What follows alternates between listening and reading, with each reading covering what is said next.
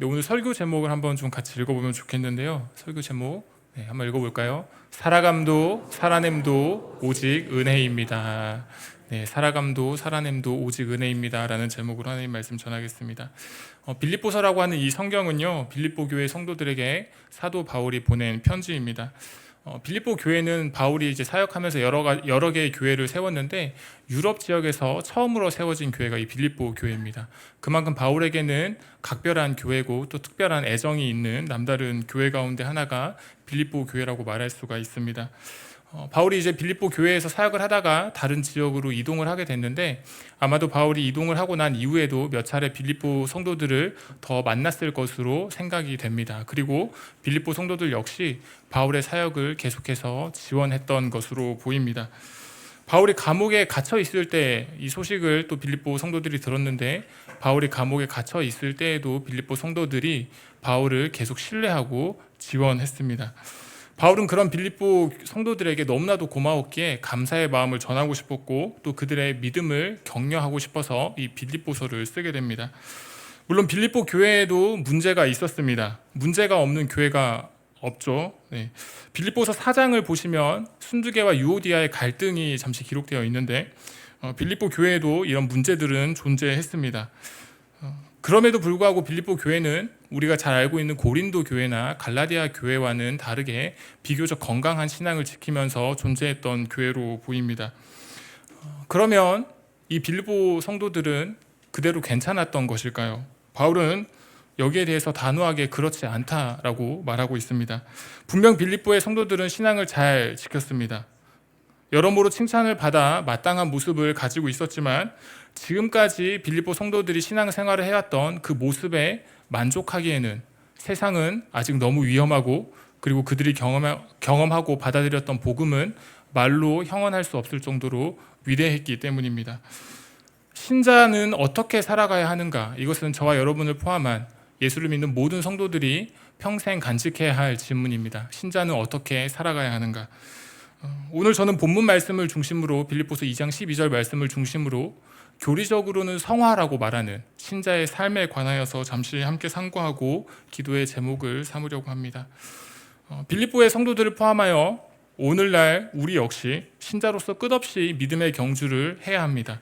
그리고 그 경주는 하나님이 우리를 부르시는 그날까지 계속되어야 합니다.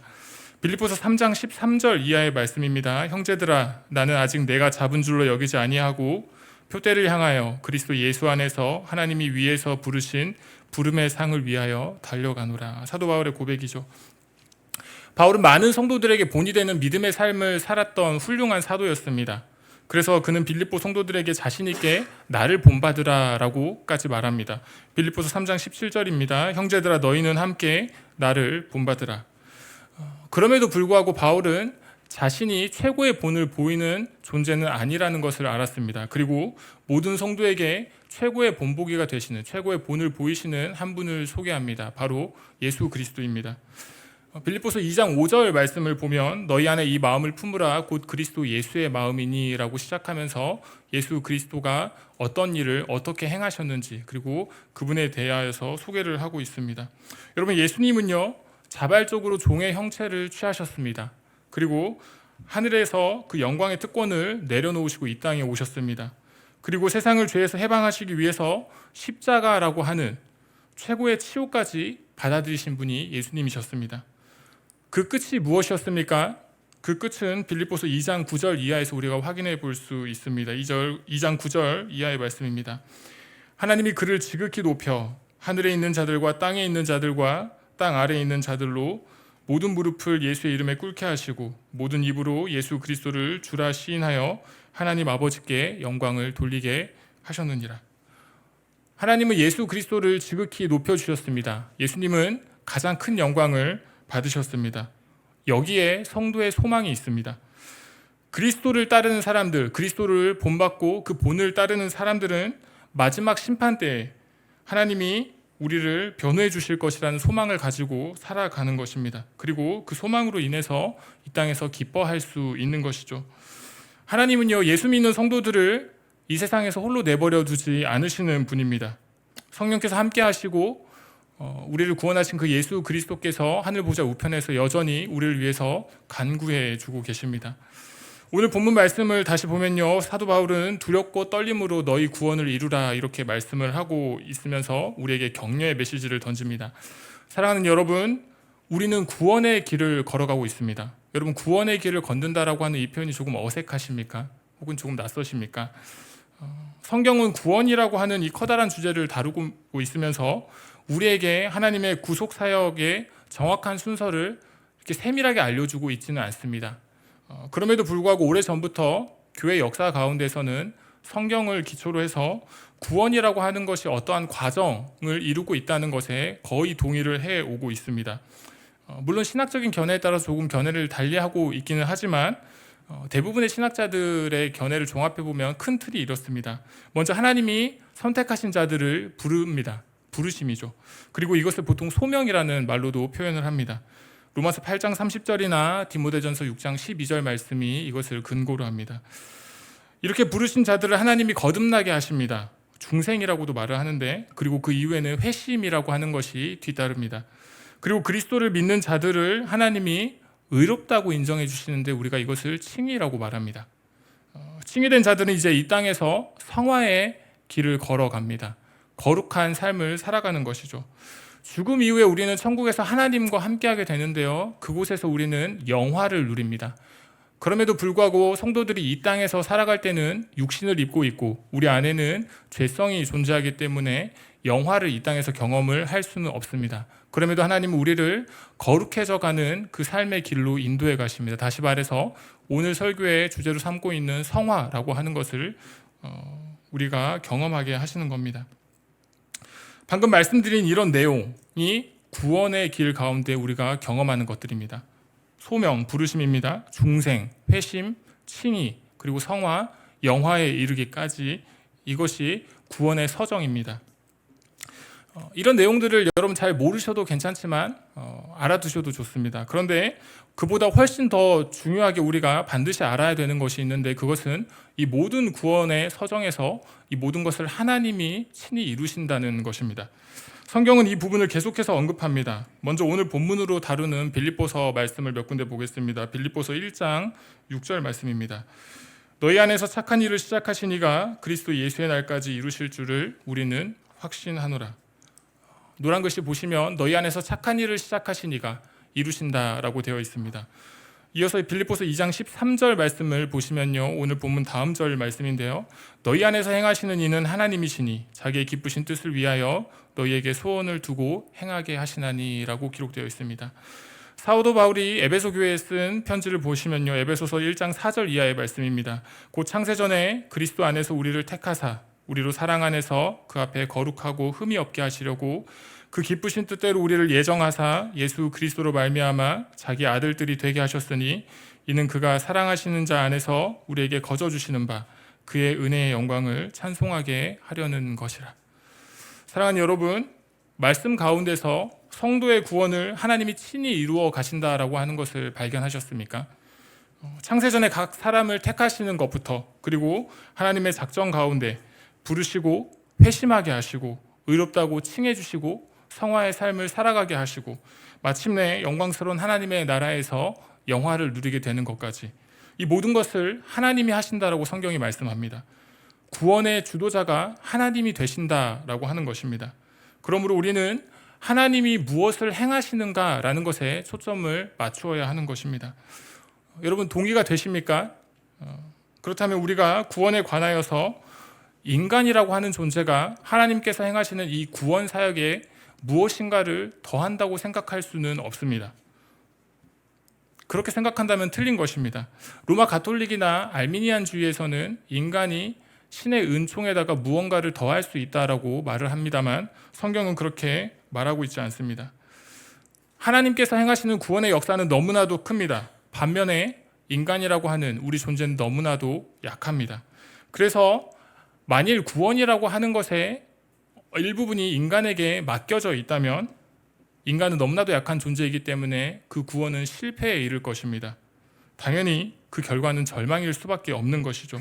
그러나 우리를 잘 아시는 하나님은, 그리고 그 하나님은 우리를 위하시는 하나님이시기 때문에 우리에게 그냥 그대로 맡기고 내버려 두지 않으시고 하나님께서 그 모든 구원 사역을 친히 이루어 가시는 분이십니다.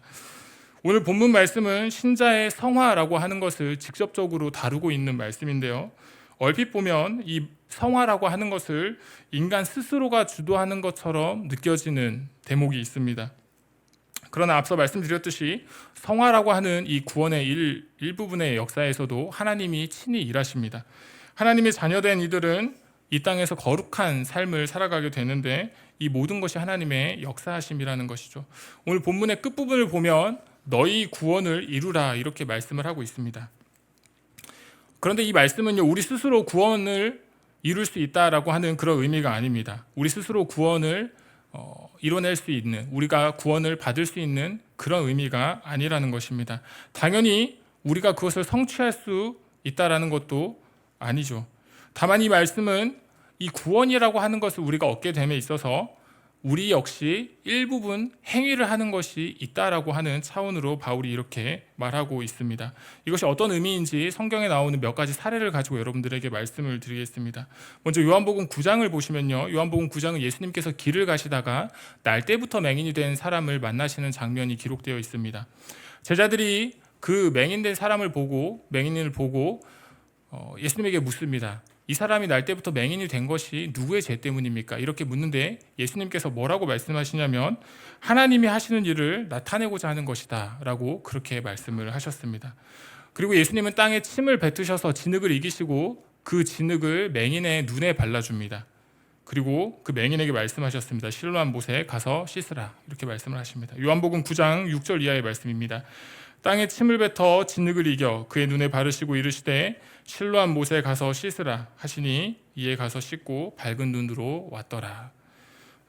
맹인은 예수님의 말씀에 순종했습니다. 그리고 실로암 못에 가서 씻었습니다. 그랬더니 눈이 밝아지는, 다시 말해서 세상을 보게 되는 은혜를 입게 되었습니다. 구약에서도 이런 사례를 발견할 수 있습니다. 열왕기하 5장입니다. 열왕기하 5장에는 나아만이라고 하는 아람 왕의 군대 장관의 이야기가 나옵니다. 이 나아만이라고 하는 사람은 충성되고 뛰어난 군대의 장관이었습니다. 나병 환자였다라고 성경이 기록합니다. 그런데 이 나병 환자였던 이 나아만을 만났던 한 이스라엘 소녀가 등장을 하는데요.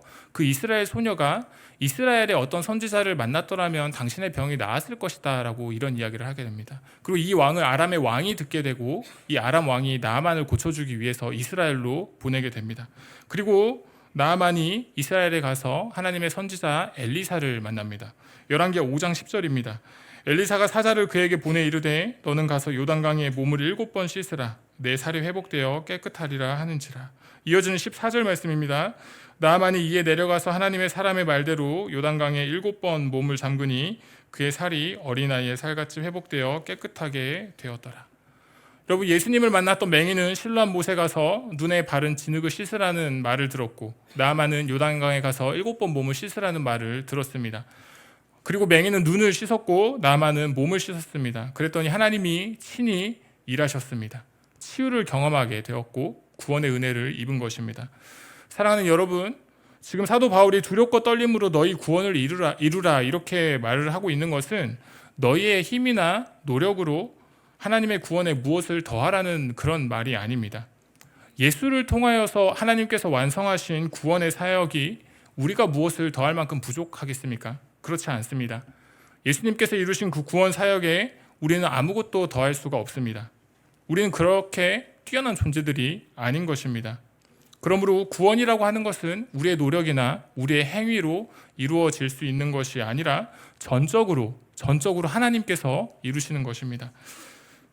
그러니 오늘 우리가 함께 읽었던 이 본문 말씀 빌립보서 2장 12절 말씀은 신자들에게 하나님의 말씀에 순종하라라고 하는 이런 메시지로 받아들여야 하는 것입니다.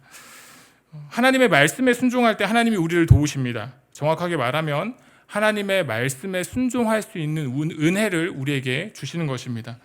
성령께서 우리 안에서 일을 행하시고 우리는 순종함으로 반응하게 되는 것입니다. 빌립보서 2장 13절 말씀 보겠습니다. 너희 안에서 행하시는 이는 하나님이시니 자기의 기쁘신 뜻을 위하여 너희에게 소원을 두고 행하게 하시나니. 여러분, 이것이 하나님과 인간의 관계를 바르게 이해할 수 있는 대목입니다. 하나님이 어떤 분이신지, 그분이 어떤 일을 행하시는지 그리고 그 일을 어떻게 행하시는지를 알아야 하는 것은 우리에게 중요한 일입니다. 하나님은 다른 모든 일에서처럼 그리고 구원의 사역에 있어서도 하나님이 지배하시고 하나님이 주도하십니다. 그리고 인간이라고 하는 우리 존재는 그런 하나님께 종속될 뿐입니다. 장로교의 표준 문서, 신앙의 표준 문서를 웨스트민스터 신앙 고백서라고 하는데요. 이 신앙 고백서 제15장은 선행이라고 하는 주제를 다루고 있습니다. 신자의 성화라고 하는 것과 밀접하게 관련된 그런 내용들을 다루고 있는데 이 신앙 고백서의 내용을 좀 잠시 살펴보려고 합니다. 신앙 고백서 제15장 1항부터 3항까지 되어 있는데 잘 보이시는지 모르겠습니다. 우리 1항을 한번 좀 같이 읽어보면 좋겠습니다. 함께 읽겠습니다. 선행은 오직 하나님께서 자신의 거룩한 말씀으로 명령하신 것이지 사람이 말씀에 근거 없이 사람들에 의해 맹목적인 열심이나 선한 의도를 구실로 해서 고안해낸 것이 아니다. 2항 읽습니다. 하나님의 계명들에 순종함으로 이루어지는 이 선행은 참되고 살아있는 신앙의 열매이며 증거들이다. 신자들은 이 선행으로 자기들의 감사를 나타내고 확신을 굳게 하며 형제의 덕을 세우고 복음의 고백을 높이며 반대자들의 입을 막고 하나님을 영화롭게 한다. 신자들은 하나님이 지은 바요 예수 그리스도 안에서 선행을 위하여 창조되었으니 이는 그들로 하여금 거룩함에 이르는 열매를 맺으며 마침내 영생을 얻게 하시려는 것이다. 3항 읽겠습니다. 그들이 선을 행할 수 있는 능력은 결코 그들 자신에게서 나온 것이 아니고 전적으로 그리스도의 영으로부터 나온다. 그들이 선을 행할 수 있으려면 이미 받은 은혜 외에 그의 기뻐하시는 것을 원하고 행할 수 있도록 그들 안에서 역사하시는 동일한 성령의 실제적 영향이 필요하다. 그렇다고 해서 성령의 특별한 활동이 없이는 어떠한 의무라도 수행할 책임이 없는 것처럼 생각하여 나태해서는 안 된다. 오히려 그들은 자신 안에 있는 하나님의 은혜를 불러일으키는 데 있어서 부지런해야만 한다. 여러분 여기 방금 읽었던 마지막 3항의 마지막 문장, 자신 안에 있는 하나님의 은혜를 불러일으키는 데 있어서 부지런해야만 한다라고 하는 이 부분의 근거 구절이 오늘 함께 본문으로 살피는 빌립보서 2장 12절의 말씀입니다. 여러분 설교를 맺으려고 합니다. 성경이 말하는 구원은 인간의 어떠함으로 이룰 수 있는 것이 아닙니다. 하나님이 이루시는 이 구원 사역에 인간이 무엇인가를 더할 수 있는 것이 아니라는 말입니다. 부르심과 거듭남, 칭이라고 하는 것에만 하나님이 일하시는 것이 아니라 성도가 이 세상을 살아가는 데 있어서 거룩하게 살아가는 것, 성화라고 하는 이 삶의 영역에서도 하나님이 전적으로 일하신다는 것을 성경이 말씀합니다. 신자들이 이 세상을 살아가는 동안에도 구별된 하나님의 백성으로 살아가는 모든 과정에 우리는 하나님의 전적인 일하심을 믿어야 하는 것입니다. 그래서 종교개혁자들은 구원의 처음부터 마지막까지, 부르심부터 영화까지 오직 은혜라고 그렇게 고백을 했던 것입니다. 우리는 하나님의 은혜를 불러일으키는 데 있어서 부지런해야 합니다. 본문 말씀처럼 두렵고 떨림으로 우리의 구원을 이루기 위해서 부지런해야 합니다. 여러분 은혜를 불러일으키는 데 있어서 우리가 부지런해야 하는데 이 은혜를 불러일으키는 데 있어서 하나님이 우리에게 주시는 은혜의 방편, 수단이라고 하는 것은 대표적으로 말씀과 기도입니다. 그러므로 신자들은 말씀과 기도의 자리에 부지런해야 하는 것입니다.